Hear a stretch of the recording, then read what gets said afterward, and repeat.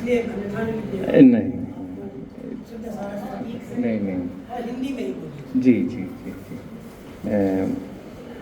अधिमंचम विराजमानाः श्रद्धेयाः doctor Chandrabhushan Tripathi वर्याः, श्रद्धेयाः Shri Vijay Kumar Tripathi वर्याः, professor प्रीति सिन्हा महोदया,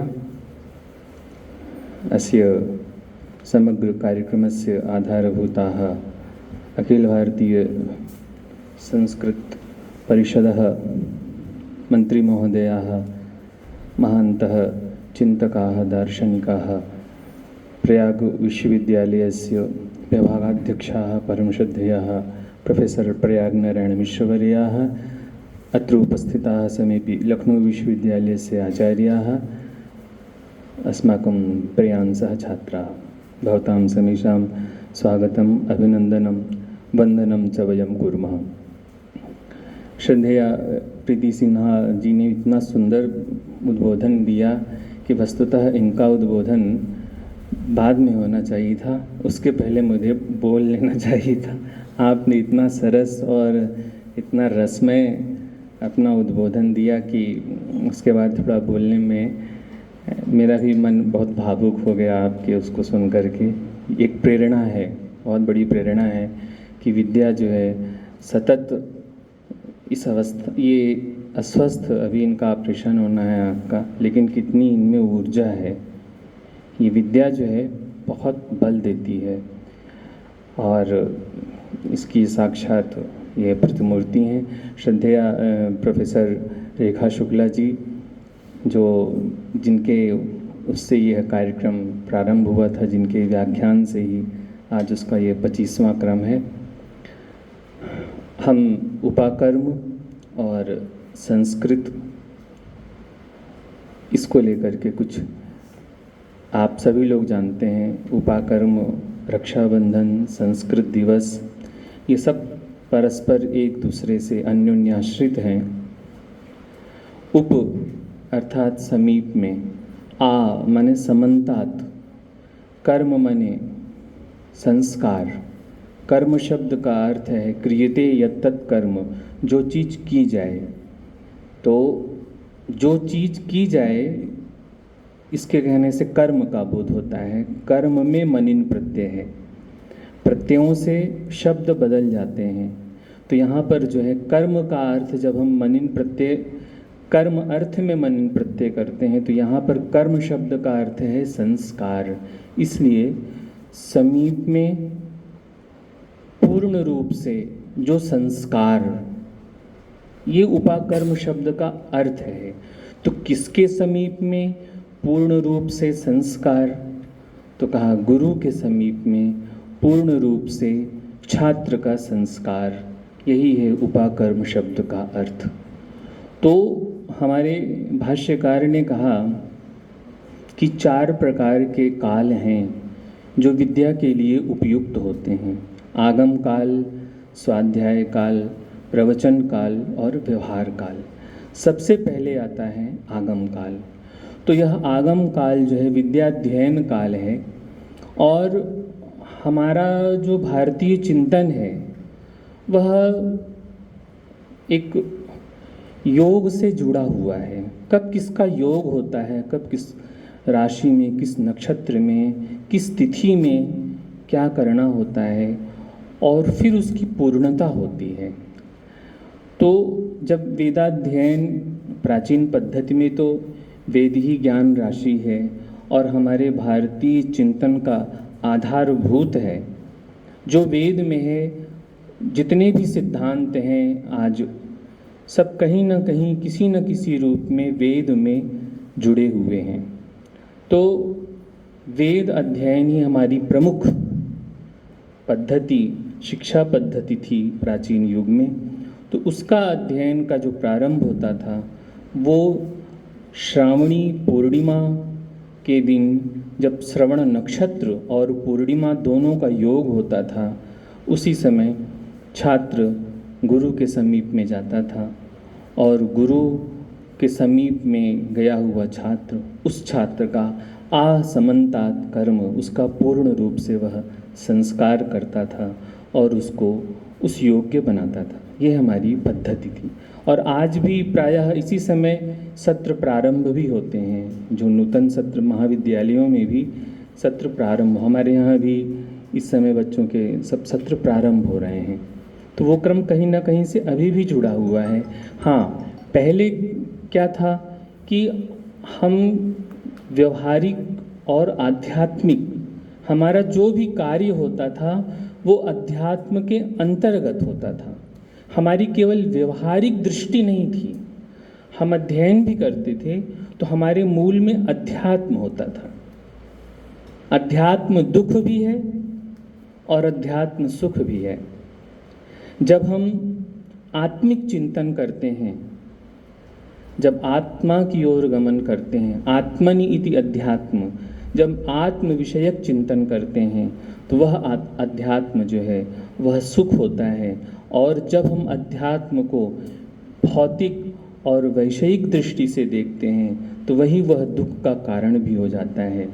वही वस्तु बंधन का भी कारण है और वही वस्तु हमारे मोक्ष का भी कारण है, बस अंतर है हमारी दृष्टि में।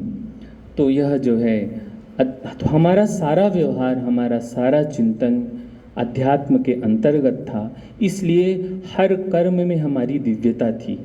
आज क्या है, हम सिर्फ व्यवहारिक हो गए हैं। तो व्यवहारिकता होने से क्या है, हमारे अंदर जो एक दिव्य गुण हैं, दिव्य संस्कार हैं, दिव्य भाव हैं, उनका अभाव होता जा रहा है। उसका मूल कारण यही है, अध्यात्म का अभाव। और हमारी प्राचीन शिक्षा पद्धति में अध्यात्म प्रधान था और जो विषय थे, जो भौतिक था, वह जो है वह गौण था, इसलिए दिव्यता ही दिव्यता थी। और रक्षाबंधन हम मनाते हैं तो रक्षाबंधन वस्तुतः इसकी सारी जो ऐतिहासिक पृष्ठभूमि है सभी लोग जानते हैं कि बलि को जो है भगवान बलिम याचते वसुधाम, भगवान वामन ने बलि से मांगा, भिक्षा मांगी 3 पग भूमि, और भगवान ने जो है उनसे जब कहा तो उन्होंने सोचा ये छोटा सा नाटा बालक 3 पग भूमि कितना लेगा, तो उन्होंने कहा ले लो जितना नापना हो, पूरी कहानी मालूम है आपको। फिर उन्होंने पूरे ब्रह्मांड को नाप लिया, फिर पूरा उन्होंने अपना शरीर समर्पित कर दिया और फिर वह जो है भगवान बड़े प्रसन्न हुए और उनके अधीन हो गए। फिर लक्ष्मी जी ने जो है बलि को रक्षाबंधन से एक बद्ध कर दिया, अपना भाई बना लिया और उस दिन से यह पर्व प्रारंभ होता है। वैसे रक्षाबंधन जब इंद्र और दैत्यों में युद्ध हुआ तो दैत्यों ने इंद्र को पराजित किया और दैत्य भी पूरे इंद्र के सारे साम्राज्य को अपने अधिगत कर लिया। उस समय भी बृहस्पति ने जो है सूत्र, वही जो सूत्र है, ये जो बंधन है, ये जो तंतु है, तंतु धागा जो बंधन जो बनता है तंतु से बनता है, तंतु का अर्थ ही है विस्तार। तो उसको जो है बृहस्पति ने भी बनाया और उस तंतु से इंद्र को कहा कि इसको तुम जो है जब बांधोगे, बृहस्पति ने उसको बांधा और कहा इसमें इतनी शक्ति है कि तुम पुनः अपने साम्राज्य को स्थापित कर सकोगे। तो वह तंतु में जो है इतनी शक्ति है। हम सभी मंत्र पढ़ते हैं, येन बद्धो बलि राजा दानवेंद्रो महाबलः तेन त्वाम प्रतिबध्नामि रक्षे माचल माचल। ये जो हमारे बच्चे हैं, कोई इसका अर्थ बता पाएंगे? बच्चे छात्रों में मेरे जो ये न, हाँ बता दो बेटा, बहुत अच्छा।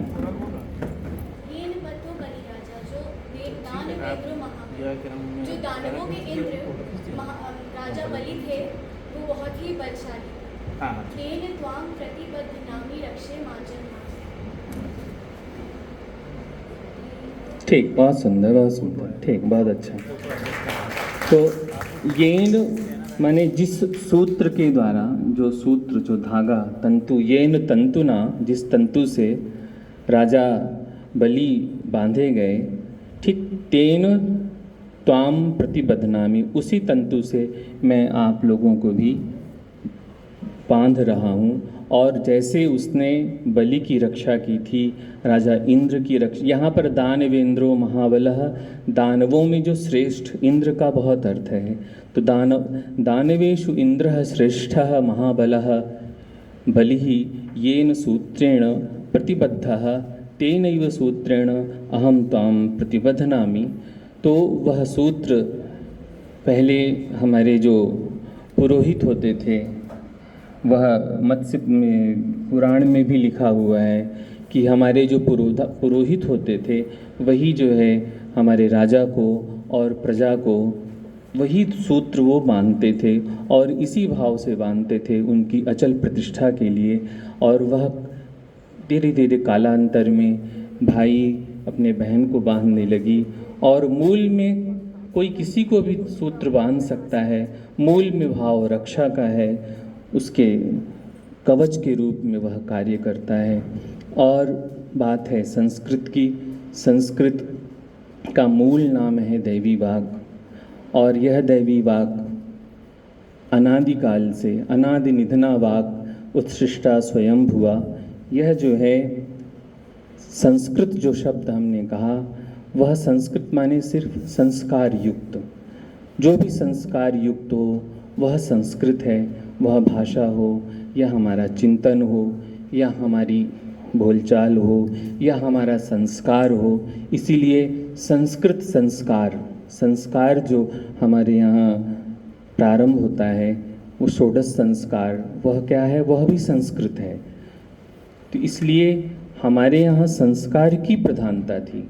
जब भी हम कोई कार्य करते थे तो उसमें संस्कार को देखा जाता था, संस्कार की प्रधानता थी। अतः जो हमारे षोडश संस्कार हैं उनके अनुसार हमारा आरंभ से लेकर और इस भौतिक शरीर के समाप्ति तक हमारे सारे संस्कार होते थे। उन संस्कारों के अनुसार, उस वर्णाश्रम व्यवस्था के अनुसार हमारी जीवन पद्धति, हमारी आचार पद्धति होती थी।